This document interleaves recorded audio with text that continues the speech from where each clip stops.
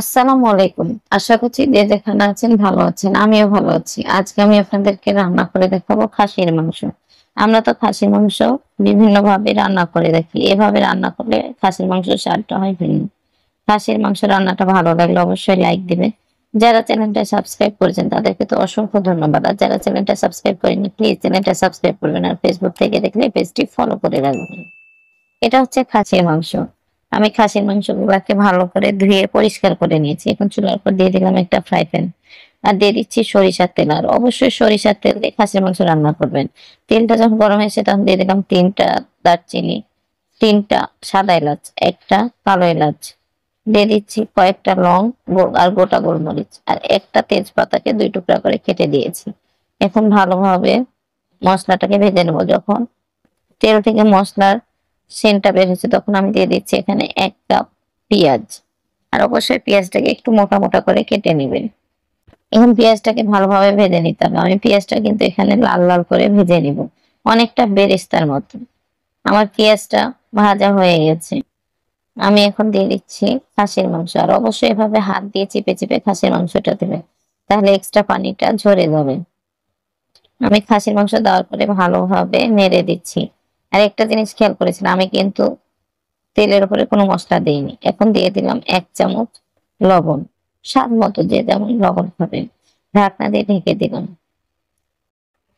৫ minute পর ঢাকনাটা উঠে নেড়ে দিচ্ছি। দেখেন কতটা পানি বের হয়েছে। আর মাংস থেকে তো অবশ্যই পানি বের হয়। আবারও ১০ মিনিট পর ঢাকনাটা উঠে নেড়ে দিচ্ছি। দেখেন আমার মাংসের পানিটা কিন্তু অনেকটা শুকিয়ে গেছে। যখন এরকম পানিটা শুকিয়ে আসবে তখন আমি দিয়ে দেবো মশলা।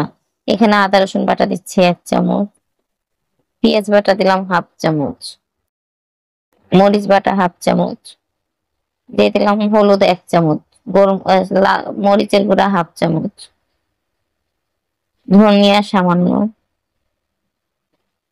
জিরা গুঁড়া ১/২ চামচ, গরম মসলা গুঁড়া সামান্য।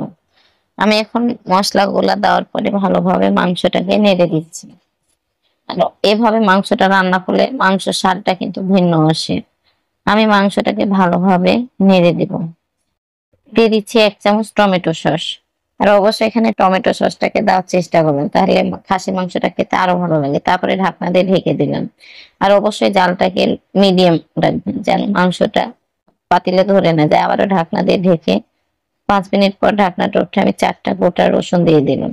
আপনারা চাইলে এখানে রসুনটাকে অ্যাভয়েড করতে পারেন, তবে রসুন দিয়ে রান্না করলে মাংসের স্বাদটা অতুলনীয় হয়। আবারও ঢাকনা দিয়ে ঢেকে দিচ্ছি। আর অবশ্যই এভাবে ঢাকনা দিয়ে ঢেকে ঢেকে রান্না করবেন। আমার মাংসটা কিন্তু কষানো হয়ে গেছে। আর মাংস থেকে তেলও বের হয়ে গেছে, বুঝতেই পারছেন। আবারও ঢাকনা দিয়ে ঢেকে আবারও ভালোভাবে নেড়ে দিচ্ছি। আর আমার ভয়েসটা চেঞ্জ হয়ে আছে, এজন্যই হয়তো আপনাদের সমস্যা হবে। এখন আমার মাংসটা কষা হয়ে গেছে, আমি এখন ফুটন্ত গরম পানি দিয়ে দিচ্ছি। আর অবশ্যই মাংসতে ফুটন্ত গরম পানি দিবেন। যদি ঠান্ডা পানি দেন তাহলে মাংসের স্বাদটা ভিন্ন হয়ে যাবে। আর এখানে ফুটন্ত গরম পানি দিলে মাংসের স্বাদটা দ্বিগুণ বাড়িয়ে দেয়। ২ মিনিট পর আবার ঢাকনা উঠে মাংসটাকে নেড়ে দিচ্ছি। আর অবশ্যই ভাবে ঢাকনা দিয়ে রান্না করবেন। দেখছেন মাংসের কালারটা কতটা সুন্দর এসেছে। আমি দিয়ে দিচ্ছি চিনি। এখানে আমি সামান্য চিনি দিলাম।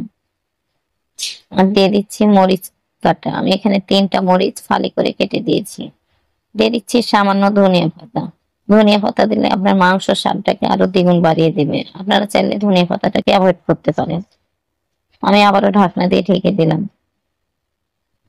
ঢাকনাটা ৫ মিনিট পর উঠে এভাবে নেড়ে দিচ্ছি। আর ঝোলটা দেখে মনে হচ্ছে কতটা পাতলা। এভাবে খাসির মাংস রান্না করলে কিন্তু স্বাদটা ভিন্ন হয়ে থাকে, খেতেও ভালো লাগে। আমার মাংসটা যখন হয়েছে গরম মসলা গুঁড়া দিয়ে দিলাম। গরম মসলা গুঁড়া দেওয়ার পরে কিন্তু আমি আর মাংসটাকে জালে দিইনি, দমে দিয়ে রেখে দিলাম। ৫ মিনিট পর ঢাকনা উঠে দেখেন আমার মাংসের কালারটা। আমি এখন একটা সার্ভিং বাটিতে উঠিয়ে নিচ্ছি। এটা হচ্ছে ফাইনাল লুক। আশা করছি খাসির মাংস রান্নাটা ভালো লেগেছে। খাসির মাংস রান্নাটা ভালো লাগলে অবশ্যই লাইক দিবেন। লাইক দিতে ভুলবেন না। যারা চ্যানেলটা সাবস্ক্রাইব করেছেন তাদেরকে তো অসংখ্য ধন্যবাদ। আর যারা চ্যানেলটা সাবস্ক্রাইব করেননি প্লিজ চ্যানেলটা সাবস্ক্রাইব করেন। আপনাদের একটা সাবস্ক্রাইব আমার জন্য অনেক মূল্যবান। আর অবশ্যই কমেন্ট করে জানাবেন খাসির মাংস রান্নাটা কেমন হয়েছে। আল্লাহ হাফেজ।